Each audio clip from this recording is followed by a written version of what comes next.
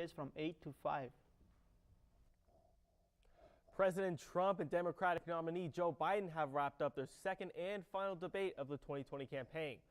The debate covered the coronavirus and the federal government's response, national security, the election in China, American families, poverty and federal relief, immigration and race in America, and of course, climate change.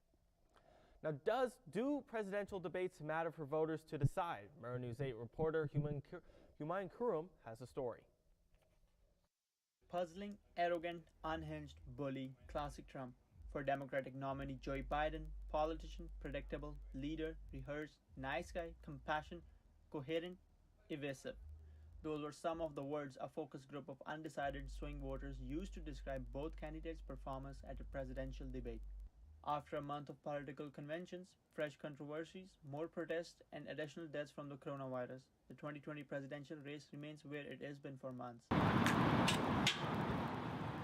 Only just a few days left before the election day, most voters have decided who they will be voting for. Only 6% of voters in a recent NBC News poll said they're still undecided. Now, that small portion of voters are the target audience for presidential and vice presidential debates. A combined percentage of voters say the presidential debates are not important or are just somewhat important in deciding their vote in the presidential contest. At least the first debate was even a debate at all. And then that being said, I feel like they can say whatever they want, but like their actions show different. And so like I've known who I've been gonna vote for. From what I saw, it was just terrible. There was it was just battle of who had better ethics at this point. Both parties were doing a terrible job.